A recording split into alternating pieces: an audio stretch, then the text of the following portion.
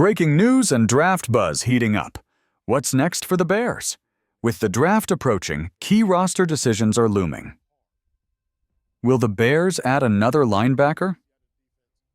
Is Mason Graham a real possibility at number 10? And what happens to Gervon Dexter if they do? Plus, the latest on offensive line strategy, the tight end situation, and whether DeAndre Swift is really worth more than a late-round pick. Buckle up, things are about to get interesting in Chicago. Let's talk Chicago Bears. A lot going on with the team, and we've got some interesting questions to dive into. First up, a trade scenario. If the Bears are sitting at number 10 in the draft and the Cowboys call, offering a 4th and a 6th round pick to move up 2 spots, do you take it? Honestly, that's not much of a return. Moving back only 2 spots isn't the end of the world. But if Chicago is really high on a guy like Gentry, they should be asking for at least a 3rd round pick. If they take the deal, that tells me they're not completely sold on Gentry. They like him, but not enough to turn down a couple of extra picks. Personally, I wouldn't do it. Now, let's talk about an interesting draft day scenario. Gentry and Scadaboo on the same roster. That could be fun, but the only way it happens is if the Bears move DeAndre Swift. Maybe they draft Gentry at number 10 and then get some calls on Swift during the later rounds. If a team offers a 5th rounder, Chicago might make that move to pick up some extra draft capital. But unless that happens, I'd expect them to roll with Swift and whoever they bring in through the draft.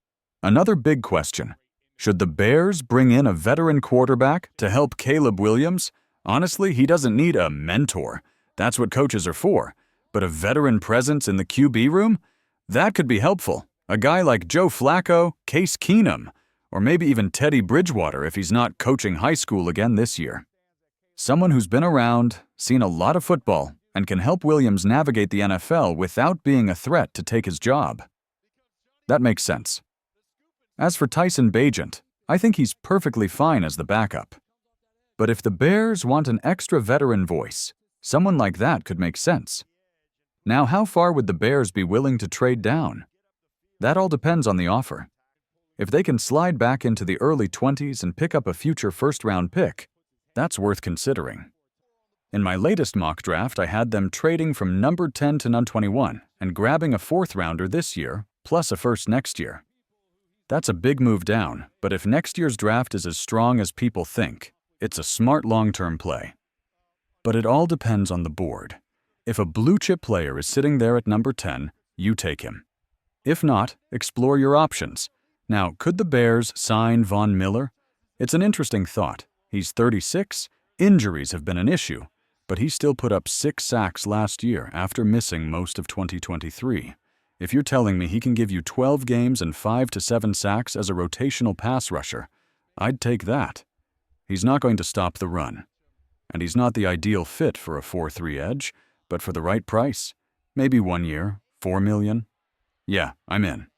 Question is, would the Bears be interested? And does Miller want to come to Chicago? Last thing, Nick McLeod. Some fans are asking about him. He looks like a replacement for Jaylon Jones, a versatile defensive back who's going to contribute mostly on special teams. But he does have some flexibility in the secondary, can play a little safety, and that's valuable considering the Bears have some depth questions there. He's got over 1,100 career special team snaps, so that's likely where he'll make his impact. First up, linebacker. Chicago needs one, no doubt about it. They've got Tremaine Edmonds and TJ Edwards.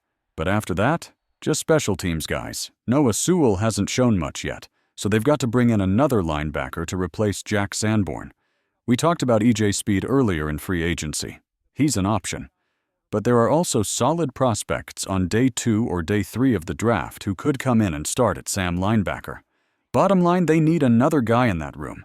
Now, what about Grady Jarrett? Is he more of a pass rusher or a run defender at this point? I'd lean pass rusher. He may not put up double-digit sacks, but he still knows how to collapse the pocket and make quarterbacks uncomfortable.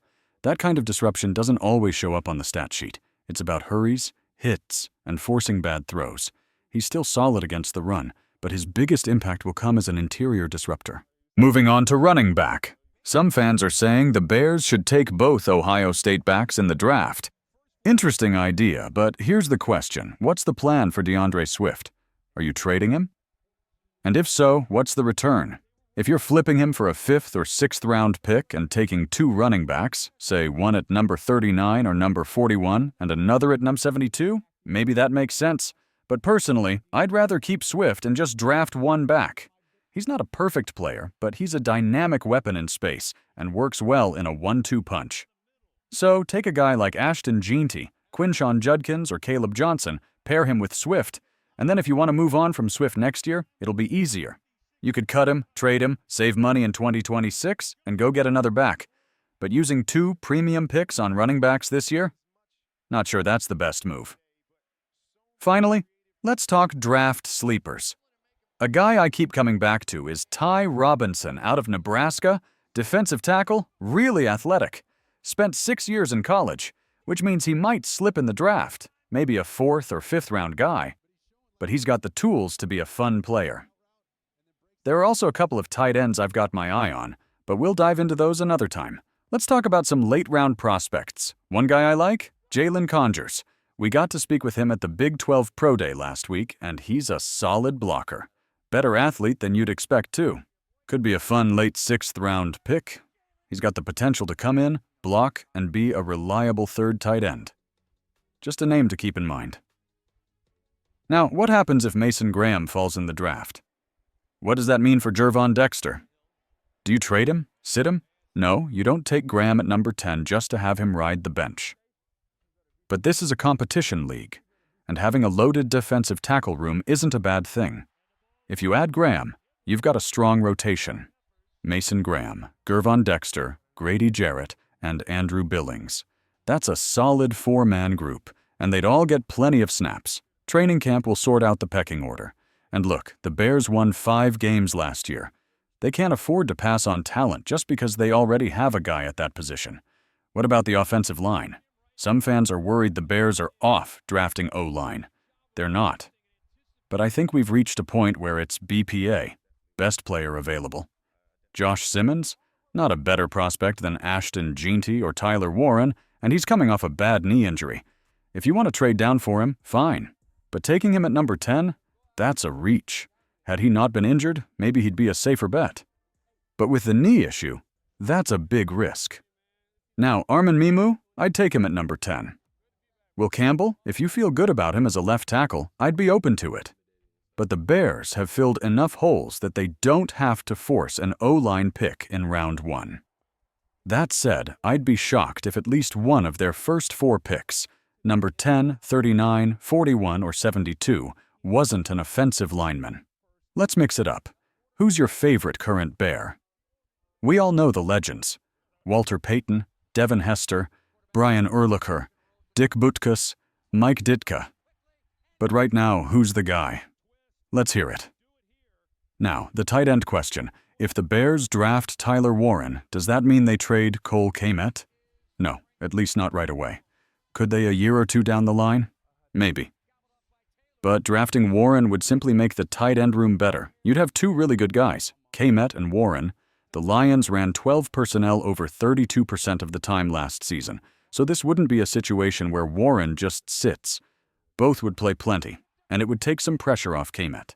And unlike Brock Bowers in Vegas, Warren wouldn't need to be a star immediately.